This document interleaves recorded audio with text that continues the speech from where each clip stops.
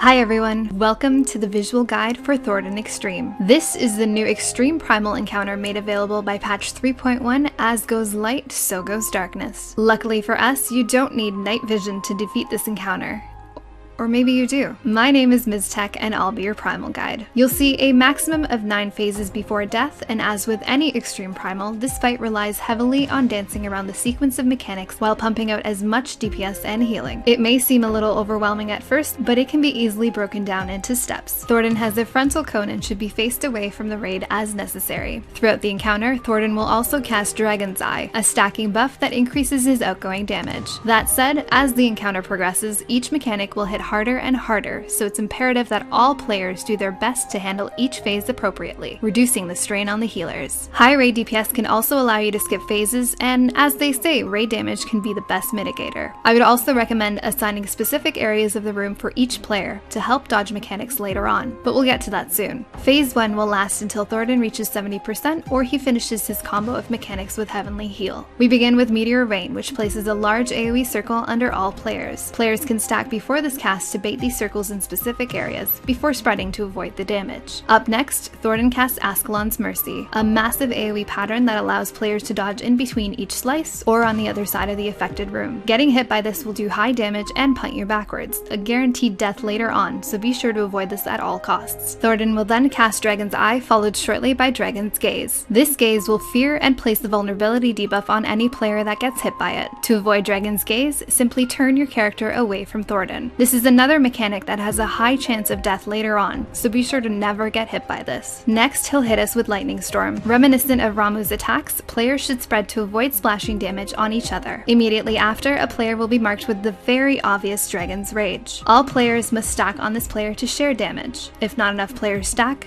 you will die. Thordan will then cast Ancient QUAGGA, high raid AoE damage. Shield and heal through this as necessary. Lastly, he'll cast Heavenly Heal, a high damage tank buster that should be mitigated and healed through appropriately. At this point, Thordan will disappear and phase 2 begins. We have the raids stacking in the center and ready to run to their pre-assigned areas at the 8 cardinal points of the room from the center. Holy Chain and Heaven's Flare will happen at the same time here, and players must move away from each other to break Holy Chains while dodging Heaven's Flare AoE circles. Immediately after, 4 Conviction Towers, similar to those in turn 13 or the normal version of this encounter, will spawn. Since all players are spread to specific areas, players will be responsible to stand in any towers near them. If a Conviction Tower is left unattended, it will explode and place the paralyze on all players. Avoid this at all costs. Once the Conviction Towers are handled and they poof away, Sir Zephyrin will begin to cast Sacred Cross in the center of the room. Once cast, Sacred Cross will deal damage to the raid based on Zephyrin's health at the time of the cast. Obviously, the raid should burn him down as fast as possible to minimize damage.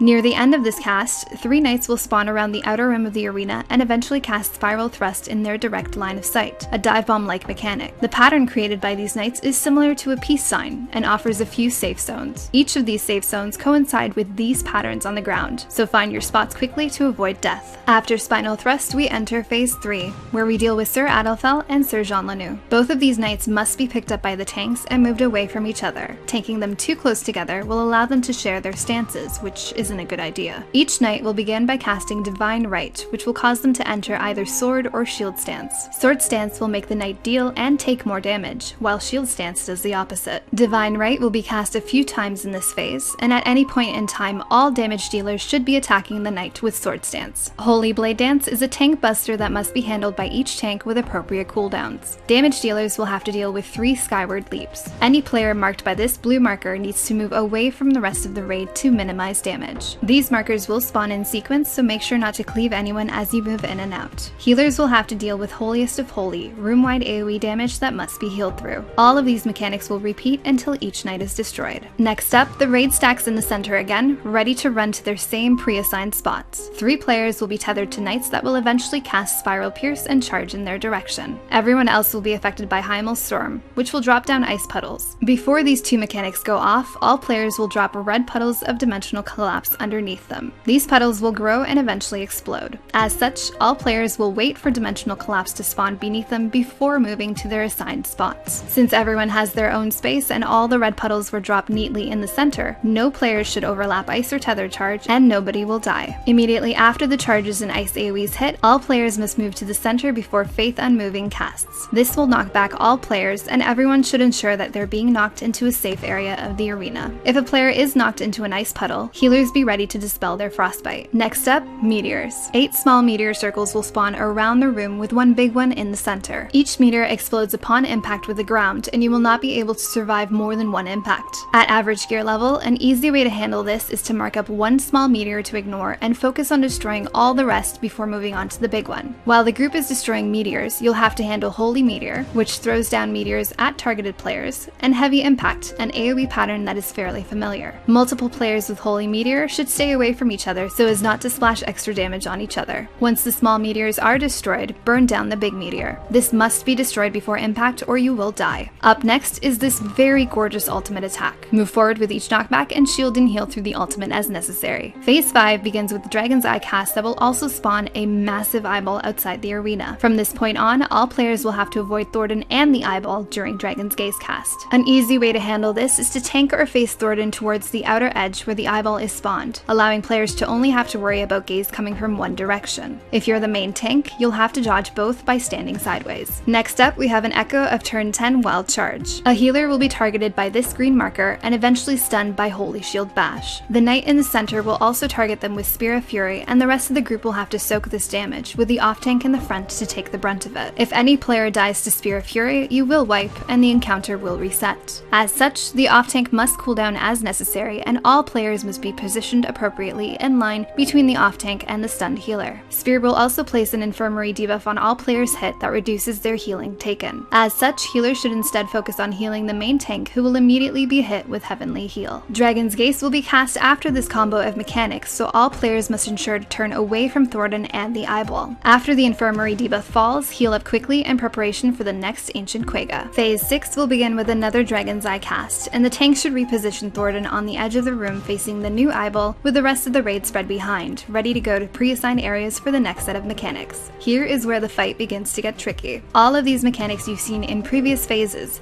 but they'll be comboed in some pretty gnarly ways. Here, players will have to deal with Gaze first while Conviction Towers and Heavy Impact spawn. Players should ensure their backs are turned from Dragon's Gaze while they make their way to the towers, and dodge Heavy Impact. Immediately after the Conviction Towers explode, Dimensional Collapse puddles will spawn under players and begin to grow. Move out of these as necessary. Once Dimensional Collapse explodes as well, players must immediately move to the center for the knockback. At the same time, Dragon's Rage will target a player, and players should remain stacked after the knockback to share that damage, while the main tank repositions to ensure the boss doesn't cleave the raid. That's a lot of stuff to remember for one phase, so we'll quickly recap. Avoid Dragon's Gaze while looking for towers to step into. Avoid Heavy Impact and ensure that all towers have a player in them. Run away from the red poo. Run back into the center, get knocked back, and stay stacked to share the damage and avoid the cleave. Good job, team. Phase 7 begins with yet another Dragon's Eye cast, however there is no gaze to worry about here, so tank the boss wherever. Players should spread out in preparation for Lightning Storm. Once the Lightning Storm markers go out, a knight will appear somewhere on the outer arena, ready to spiral thrust through the center of the room. At the same time, a player will be tethered for another charge, a player will be marked for blue for Skyward Leap, and another player will be targeted by Dragon's Rage. To deal with all of this nonsense, we have the main tank pull Thordan to one side of the divebomb knight, while the tethered and blue marked players move to the other side and spread. Everyone else, especially the Dragon's Rage victim, will stack on Thordan to share the damage. Lots of damage is going out here, so be ready with the heals. After this combo, Phase 8 begins with,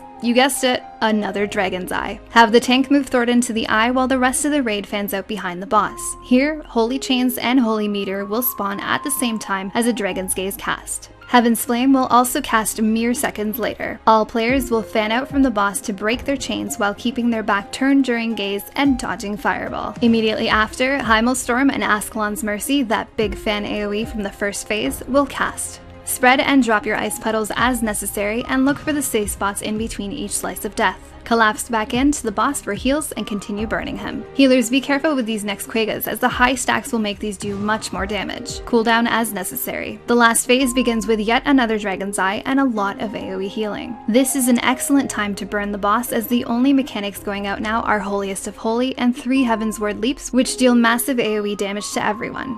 healers be ready. After this massive AoE damage, Thordan will go immune while Sacred Cross begins to cast. Again, Sir Zephyrin must be burned down to reduce the amount of damage as much as possible. After this, expect lots more healing and one last gaze to avoid. Unfortunately, I don't have much footage to show of this final phase, but I can assume it acts as the Harden Rage if Thordan is still not dead at this point. Note that it is possible to skip phases or parts of phases based on your group's overall raid damage, and I highly recommend doing as much damage as possible in the earlier phases as healing can get quite difficult in the last phase. Aim to kill Thordan before he goes immune. Your healers will thank you. With the current average gear level, I believe this is possible as long as everyone handles the wombo combos of mechanics in the earlier phases without dying. It may take some practice, but you've got this. And there you have it, Thordan Extreme. If you have any questions or comments, please let me know. As always, thanks for watching. Enjoy 3.1. I will see you next time.